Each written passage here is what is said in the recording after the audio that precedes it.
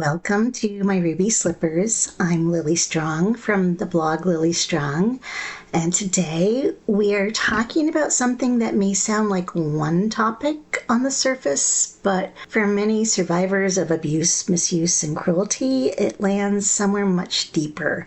We are talking about catfishing. I'm sure everyone has heard stories of someone losing money, sometimes thousands of dollars, to a scammer. And often it's a widow or a widower who just barely began to hope that there might be love in the world for them again. Or maybe it's somebody who just got caught up in a months-long romance with somebody they never actually got to meet in person. These are not just fake profiles, not just romance scams, not just the girl, please, that man is not on an oil rig looking like he just stepped out of a cologne ad and yet somehow still has no access to FaceTime. It's deeper than that. And if you know someone who has been scammed, please treat them with some TLC because they have been traumatized twice now. And if you are the victim of a scam, let me say I'm sorry. I'm truly, truly sorry. You do not deserve that disrespect, and you did not deserve being treated so poorly. If you need help identifying a scam or figuring out who to report it to, you can look up usa.gov where-report-scams. You can also just look it up and it'll come up for you. So I want to talk about catfishing because it can hit so hard if you have survived narcissistic abuse already. Because for survivors, it's not about the lie that's in front of you. It's about the old lies that wake up with it. It's about the shame and that horrible game of self-blame. It's about that awful moment when you are not only dealing with someone else's deception, but also your own little voice in your head that's saying, oh no, maybe it's me. Maybe I really am an easy target. Maybe I'm stupid. Maybe I should have known better. And I want to say right from the beginning, if you have ever felt that way, I get it. I have too. But we are having very human reactions to manipulation. And for survivors of narcissistic abuse, that reaction is amplified by our history. This is a topic that's been on my mind a lot because I have encountered a lot of catfishing because, yes, I started online dating and I've caught a lot of catfishers. I have been doing some videos on them. You can see them on my YouTube channel or on my Instagram page because it's kind of humorous, but it's also sad, so sad. And catfishers use many of the same tactics that narcissists use. Not because catfishers are narcissists. It's because they have figured out that psychological profile works. They have discovered that narcissistic manipulation has patterns. And even though people may differ, and the motives may differ, even the end goal may differ, but the tactics look awfully similar. And one of the biggest truths I've had to remind myself of is this. Catfishing may feel personal, but often it's just business. It doesn't make it hurt less. It really doesn't. But it does make it less about your worth. And I think that distinction does matter. Because if you're coming out of a long history of being gaslit, controlled, or emotionally manipulated, you may not just feel fooled by the catfisher. You feel exposed, humiliated, re-triggered, and anger at yourself, anger at them. And maybe most painfully, you start to feel old shame settling back into your bones. And I know that feeling. So I did decide to go back onto a dating site, and that was a big step because after abuse, dating is huge. It's like trying to stay open without leaving the front door wide open. Does that make sense? It's wanting to connect with other people even while your nervous system is saying, stay inside, lock the door, let's have some chocolate and ice cream. But I got on there and I caught a catfisher right away. And I mean right away. Again, I've been sharing these stories on YouTube and Instagram, so you can check out those stories there. But I did want to read some of the texts straight from these people, just to share how they sometimes work. So first, I'm going to talk about Timothy. Timothy, off of the dating site very quickly. We went into texting, and his first text to me is, "Hi, this is Timothy. I'm happy to continue our conversation here. It's obviously easier to communicate here. How was your day?" Okay, right there, that's manipulation. It's obviously easier to communicate where I wanted us to be. He's controlling the situation and trying to make it sound logical, and it's not. So we chat a little bit, and he really talks to me a lot about what I'm doing, about my line of work and what I like to do. So then naturally I ask him the same question, and this is what he says. "I am currently semi-retired, managing a private equity fund in the new energy and renewable energy sector at BlackRock. I also enjoy investing in stocks and cryptocurrencies to increase my passive income." Now, I can tell you right now, I have never, ever said in my life, well, I like to do this certain thing to increase my passive income. Sometimes just the wording in itself sounds like a script because it is a script. So then he asked me if I personally invest in financial products, and I said, "Oh no, are you just interested in drumming up sales and clients?" He said, "Why do you say that?" "You asked me, so I'm just wanting to answer your question. Why did you say that?" See, he got very defensive and made it all about me. I'm the one that asked him, and I said, "Oh, I'm sorry," and realized I was on to him already. But I just said, "I'm sorry, it just sounded a bit like a pitch. No, I do not invest in financial products." And he said, "Again, I only asked you this question because you asked it."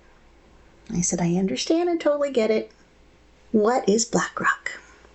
He says, "BlackRock is one of the world's largest asset management companies. They manage investments for institutions and pension funds." And we talk about that a little bit. And then he asks me, "What are your impressions of crypto?" And I said, "I have very little knowledge, but I have a friend who's always pushing people to get into it because he says one day it's going to pay off." And his answer is, "Your friend is very prescient. We are now in the digital age.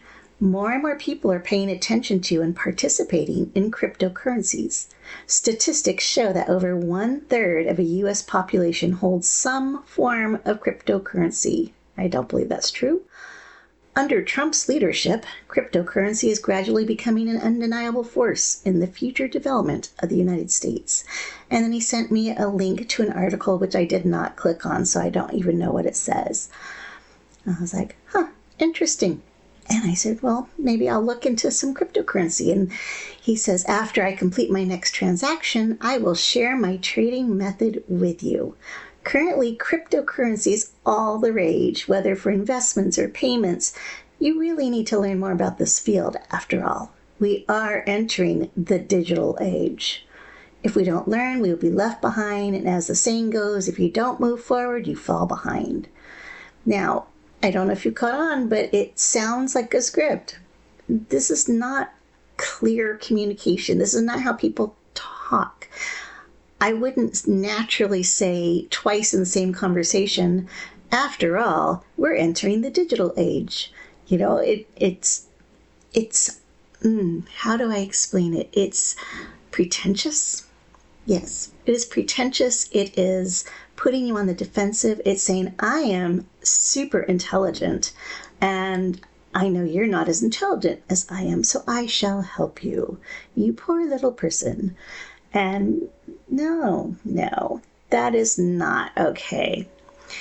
Okay, so that was Timothy, and we didn't talk much longer after that because he was just pushing me to get an app, and I was tired of him by then. So then a few weeks later, I went into Adam, and this is Adam's first text to me. "Hi, this is Adam. It's obvious that communicating here will be more convenient. Okay, that's almost identical to what Timothy had said.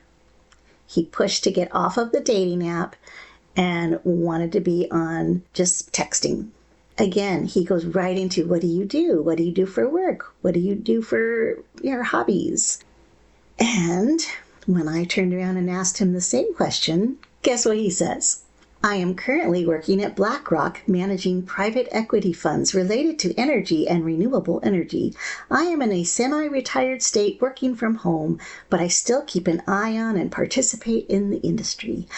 At the same time, I also lead a blockchain data analysis team that focuses on short-term investment strategies in stocks and cryptos.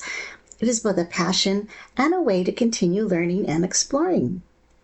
Now, he didn't say it was a way to grow his passive income, but it still doesn't sound natural. It is still definitely a script, and it's eerily similar to exactly what Timothy had said. And of course, by now, I'm like, oh, another BlackRock person. Okay. I'm like, that's fascinating. I guess you're good with finances.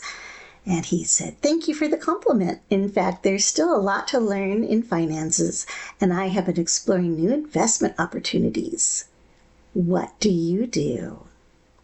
And I had to ask him, all right, tell me, oh, powerful, knowledgeable person, what is crypto? And so he gave me a blur. It's a long thing. I'm not going to bother even talking about it, but he does say, I think it's worth understanding that crypto is digital money on the internet, and people buy stocks in it and it appreciates value like gold. It represents technological advancement, but might also become part of our daily lives. The future is in the era of digital payments. So this is guy number 2 talking about the digital age and how we all need to be in crypto. And then he says, I understand it's hard to understand. It's confusing. I will help you. So this is what I want you to do. Because we are in, he says it again, we are in the digital age. So cryptocurrencies have a great future ahead. If I teach you and you make money, will you treat me to a big dinner? I said, of course, it's a deal. So he's trying to make it fun and flirty, but it's just this huge push. And he said, okay, well, let's get started. Go ahead and search for Coinbase on your phone and download it. It's the largest exchange in the world. And then he gives me like the actual spelling. And then he says, send me a screenshot and I'll help you verify if it's correct. I said, oh, I'm not ready to download anything. Can't I learn about it without the app for now? And he said, well, practical experience is the best way to learn. Of course, once you download it, I can explain it to you better. Don't worry, the download is free. It won't cost you a dime. I said, oh, well, I'll think about it and maybe I'll do it later. And then crickets. I didn't respond to him. He didn't respond to me. And I thought, oh, well, that's kind of interesting. And then I got bored and said, hey, Adam, how are things going? And he said, let's see, he says he got off of the dating app. And of course, I could see that he was not on there anymore. And I asked him why. And he said, I feel like sometimes I want to focus on other things in life. And it seems that finding the right person is not as important, so I might as well just shut it down. I am a devoted and affectionate man. So I said, okay, so you aren't interested in getting to know anybody right now? I totally understand. He said, actually, it depends on the situation. If I'd met you earlier, I might have been interested, but now I feel like I want to focus my time on our communication. If you're willing, I would also be happy to meet and get to know new friends. I was like, okay, I'm thinking that means we're done. And he's like, what have you been doing lately? So then I just say very honestly, okay, now I'm confused. I thought you were not interested in getting to know me. And he said, I'm not uninterested. I just wasn't sure about our direction before. But knowing that we can still connect today, I'm starting to feel differently about you. Okay, BS. I'm calling BS. I didn't even respond. A couple days later, he sends me another message saying, how are you? And I said, well, Adam, I'm kind of confused. Let me just double check with you. Are you interested in meeting, or you're only wanting to text? And he said, actually, I really want to meet up, since it's always better to chat face to face. But if you're thinking texting is more convenient, we can keep communicating this way. Do you have any plans for tomorrow? And I said, actually, I think it's important to meet face to face, and I will be in your town tomorrow. I will be at a meeting all afternoon. Do you think you can meet me either for coffee or lunch or even for a late dinner? And then he was kind of stuck because, yeah, he's there. If I'm going to be in his town, how awful to just say, no, I can't be there. So he actually set up a time to meet at a coffee shop. I didn't show up, obviously, because I knew he wasn't real. He didn't show up, obviously. And we had planned on meeting around 2 o'clock, and at about 5 o'clock in the evening, he said, I'm so sorry, but due to work commitments, I had to fly to Miami today. And I never responded because, I was done with that. I was not going anywhere after that. But isn't it interesting how they use such identical scripts? And once you see it, then it's easy to point it out. But it's not so easy when you're in the middle of it and you're finding this person who's interested in you and is flattering you and giving you attention. Now, here's the part that really surprised me. Even though I caught it, even though I could see it, my first instinct was to blame myself. I thought, well, I made a choice to jump on a dating app the week before Valentine's Day. Like somehow that timing made me foolish or more vulnerable, or like I deserved to get played. Isn't that interesting? And not interesting in haha, interesting in like, wow, trauma really does know how to sneak in and just start redecorating. Because the truth is, it's never okay for someone to take advantage of another person. It is never okay to deceive someone just because they are hopeful or lonely or open or just simply human. And yet my first instinct was not anger at the deception, it was shame. That was the part that caught my attention because I realized, oh, this is not only about catfishing. This is about what narcissistic abuse has trained me to believe about myself. It has trained me to believe that if something bad happens, it's my fault. I probably should have prevented it. If I wasn't so stupid, I would have seen it. It makes me explain pain as a personal flaw. So catfishing hits survivors hard. That reaction does make sense. Let's talk about how to separate their tactics from your identity. Because their manipulation is about an agenda. It is not a verdict on your intelligence or your worth. It's just they figured out the formula and they know it works. And it just feels so familiar.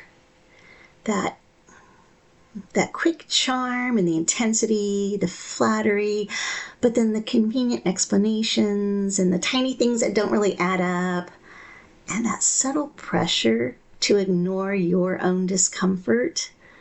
Notice how both Timothy and Adam said, it's obviously much better to be communicating here. They just wanted to be off the dating app.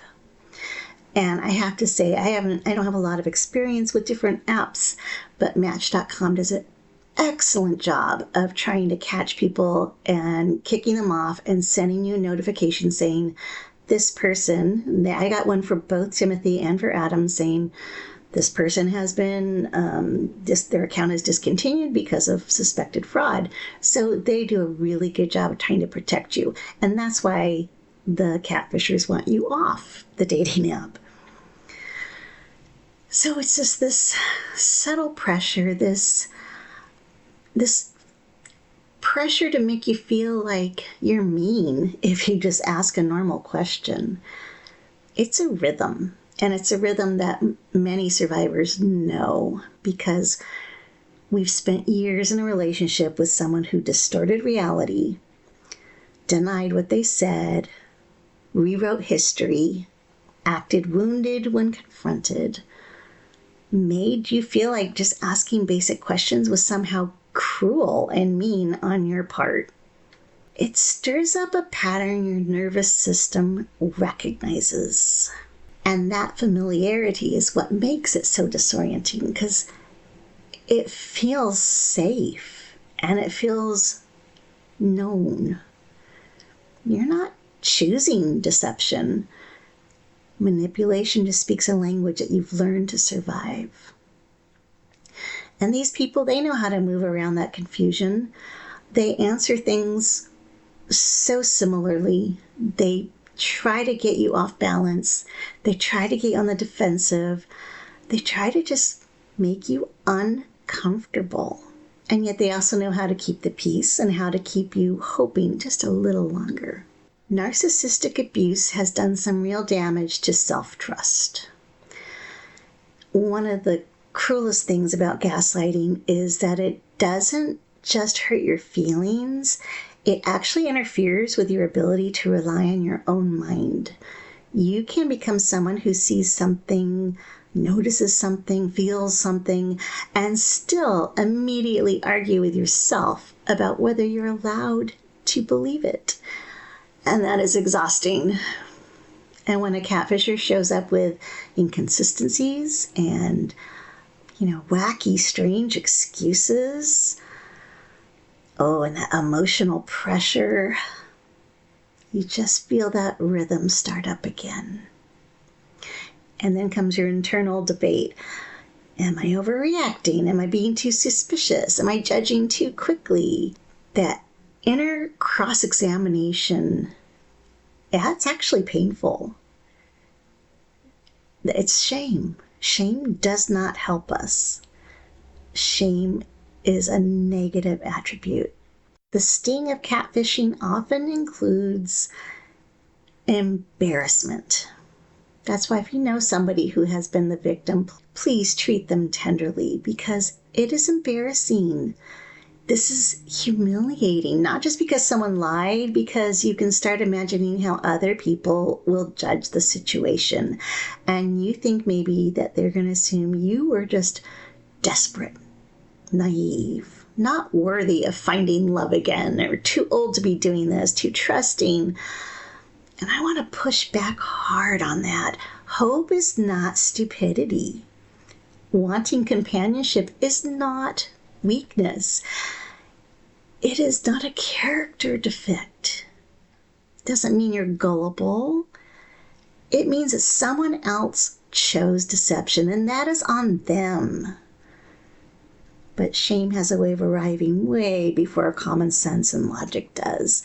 Shame is fast and loud. It's rude. It has no manners at all.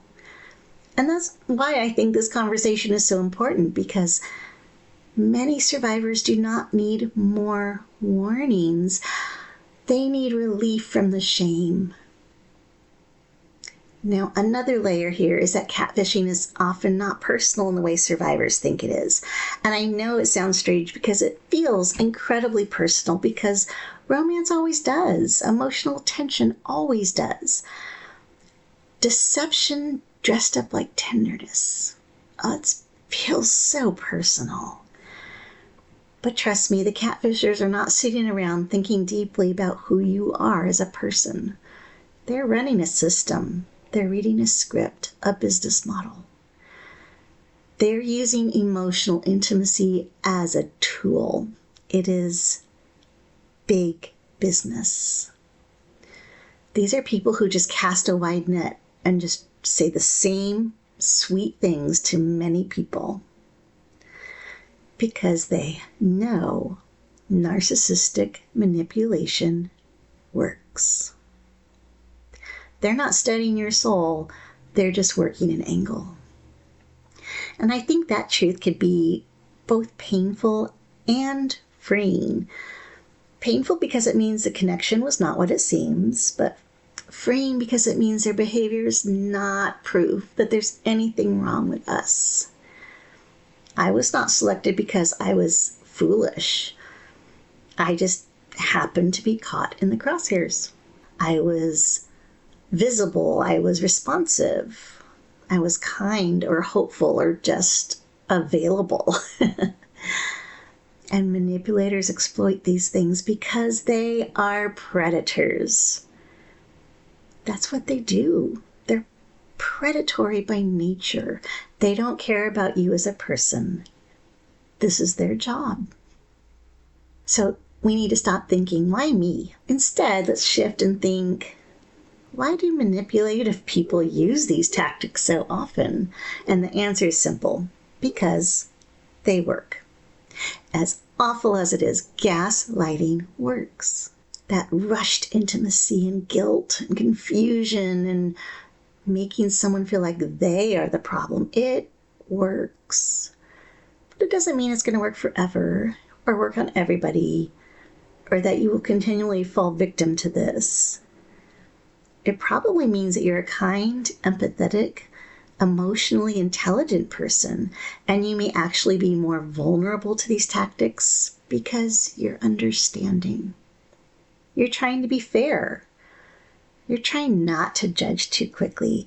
You are trying to leave room for human complexity. That's being decent. Catfishing just reopens grief in a very specific way. I think it just makes you think again about old memories, the excuses you accepted and the questions you didn't ask, the uneasy feelings you were taught to ignore, the times you wanted proof and talked yourself out of asking for it. So sometimes what hurts is not just, this person was fake. It is, I know this feeling. I know what it costs to stay in confusion, and that can bring up anger. I felt anger, and it was such a shift. At first, I was angry with myself and feeling the shame because I had dared jump on a dating app the week before Valentine's Day. What did I expect, right? But then anger at the catfisher developed, and I'm proud of that because I think it shows that I have made some growth. And the anger, it kind of billowed up like a big cloud of dust, like that big puff ball that follows Pigpen around in the Snoopy cartoons. I have Pigpen anger at the catfisher. I also had anger at my ex for wounding me so deeply. There was some self-anger for being affected, but I got over that pretty quickly. And with help from my therapist, I leaned into the anger against the catfisher.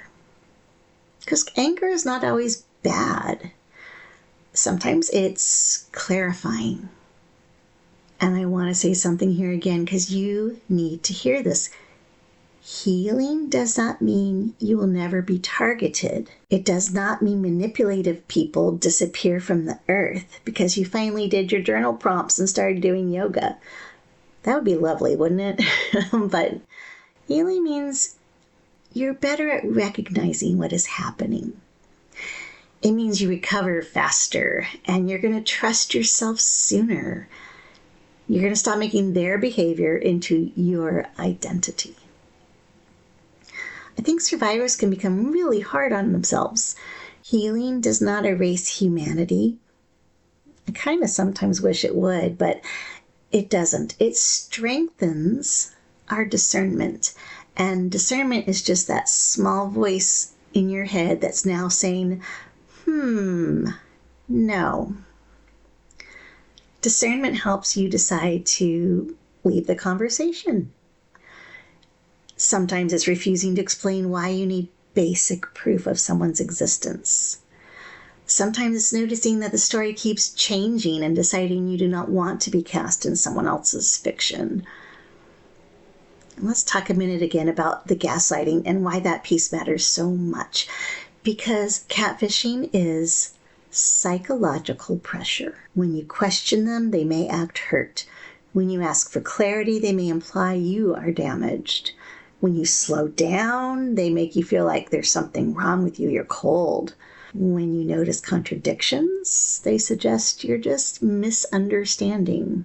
That is not just lying, that is manipulating reality. And if you've been through narcissistic abuse, it is way too familiar. Your body's going to respond before your mind has even named it. You may feel anxious or foggy, guilty, tempted to give one more chance, or weirdly determined to prove that you are not suspicious yourself. One of my catfishers, Tyler, accused me of being fake. He put me on the defensive right away. He asked me to take a picture with the day's date on it. And he also told me that the dating site had sent him an email saying I was suspicious. I was like, what? That's crazy. And of course, it wasn't true. But then when I got his flag, he just said, see, I guess they're just having a glitch. I told you. He was explaining away the problem before it even happened. So once I said, oh, this is gaslighting, something shifted. Now it is not just that vague cloud of discomfort. Now it has a shape. I can name it. And that by doing that, I've interrupted its power. When I name it, I stop standing inside the confusion and I see it. And I want you to remember, discomfort is data. You should pay attention. So if you are dating online after narcissistic abuse, what can you hold on to? First, you're allowed to verify. You're allowed to want proof, to want a phone call, a video chat, a consistent story, actual evidence that a human being is who they claim to be. That is not harsh, that is mature. And let me tell you, technology is constantly changing. And with AI now, they actually can do fake video chats. So that is no longer a good way of validating. I push quick and early, let's meet. Let's just meet for coffee. Let's just meet at the park. Just something little, lay eyes on the person. And if they are suddenly having to fly off to Miami or they're being stuck out on that oil rig, that's not okay. Second, you are allowed to trust the feeling that something is off, even if you can't yet write a reason why. You don't need evidence. It's discernment. And third, you're allowed to let someone be disappointed in your boundaries. And that one's super hard for a lot of us survivors. We don't want people to be frustrated. We are tiptoeing. We're used to walking on eggshells. But another person's frustration is not proof that your boundary is wrong. And fourth, you are under no obligations. You can get out of the conversation early. I just totally stopped communicating with some of these people. I didn't do a breakup. I didn't say, well, I don't think you're real.